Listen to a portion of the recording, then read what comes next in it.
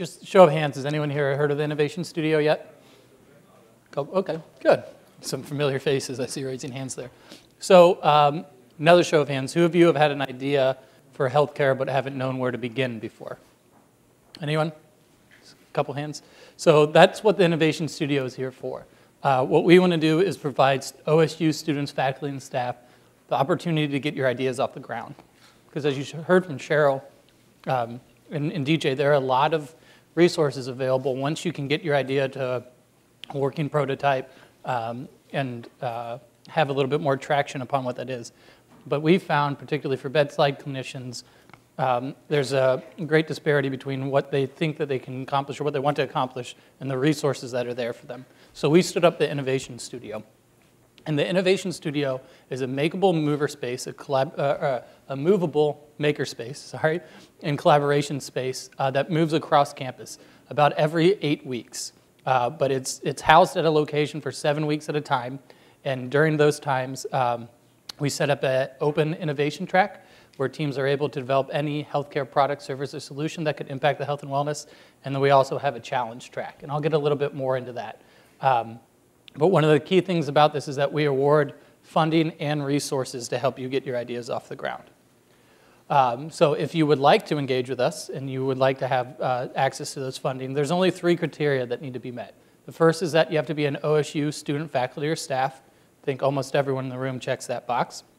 The second is that you have to be from different disciplines, meaning it has to be an interprofessional team.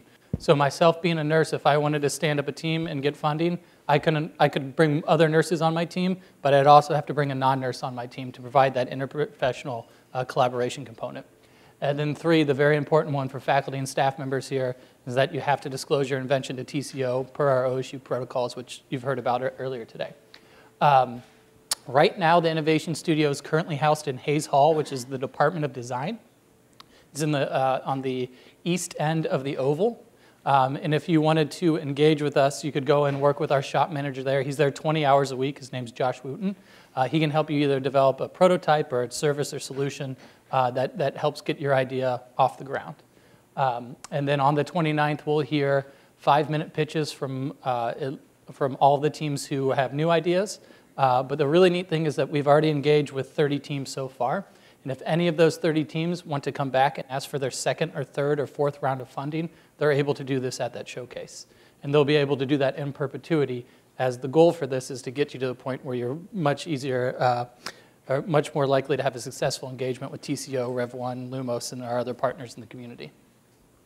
So what do we have in the Innovation Studio? Well, the first thing that we have that's better than any of the technology is great people. So I mentioned Josh Wooten, who's our shop manager, but we have a lot of great people from across the university who've submitted innovations and want to continue to engage and share their expertise and resources with colleagues across the university. We also have 3 3D printers, a laser cutter, vinyl cutter, hand tools, Raspberry Pis, Arduino sensors, anything that you could possibly need to develop a physical prototype. We have it, and if we don't have exactly what you need, like the rest of the world, we have an Amazon Prime account, and it'll be there in 2 days. So we can figure out how to make sure that you're set up for success. As I mentioned, it's a movable makerspace. We do 4 tour stops a year. So we started this academic year at the College of Nursing. We're now in design. We will be at the College of Engineering beginning January 8th. Keep an eye on social media. We're going to have a very big announcement about who we're going to be collaborating with as our sponsor for that.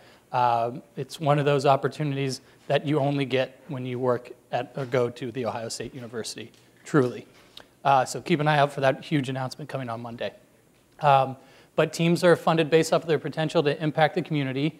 And then after you pitch to us, we sit down with you and we develop 1 to 2 milestones for you to achieve in a 7-week period. Because what we want is you to go out, get something done, and come back to the next showcase and say, here's what I did with the funding. I was a good steward of it, and now I need to do these next 2 things, and I need $1,000 to do this, or $3,000 to go do that. So we start you off with very small funding, anywhere from $250 to $1,500, but it's a series of multiple opportunities to receive additional funding.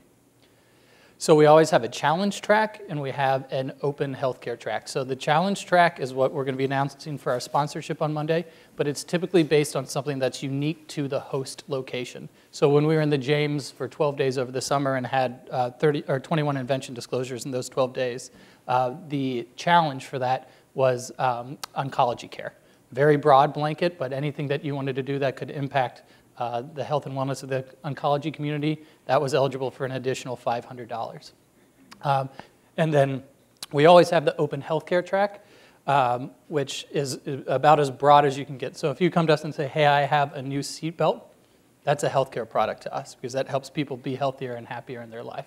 So it could be something that's very far outside of what we would put into a hospital, but if it helps people be healthier and happier, that's interesting to us.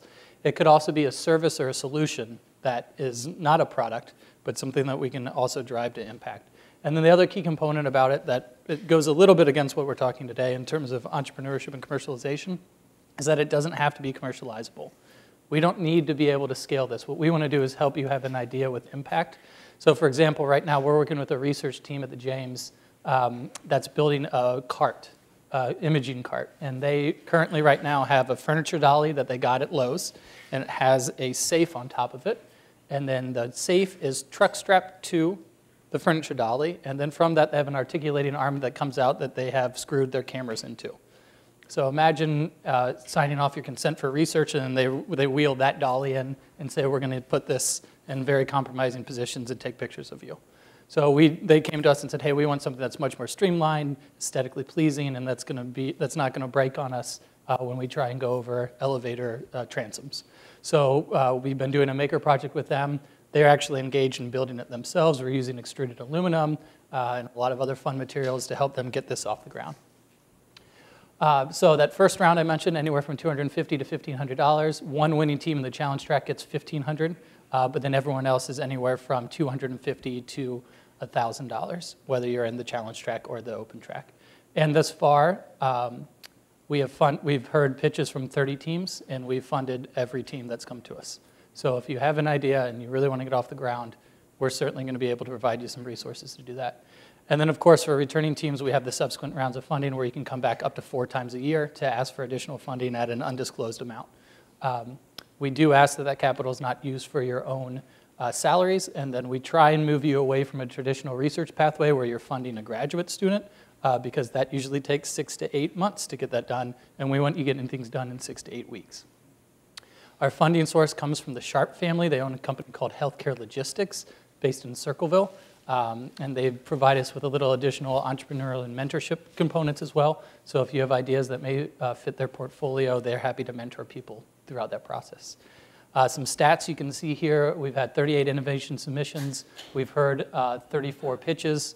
30 of those have been for round 1. 4 of those teams have come back for their second round of funding.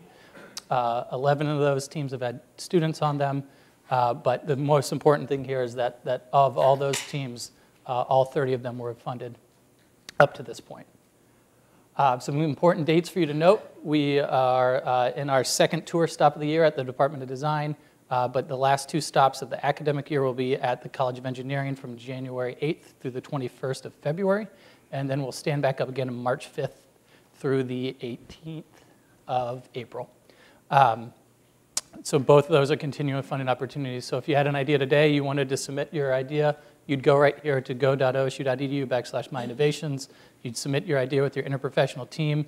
You'd pitch to us on the 29th, and then you'd have 2 additional funding opportunities between now and the end of April to get your idea off the ground. Does anyone have any questions about the Innovation Studio? Okay, well, I'll leave my card in the back if anything pops up, and you guys can reach out to me. But that's the key address right there, www.go.osu/myinnovations. Thank you so much for your time.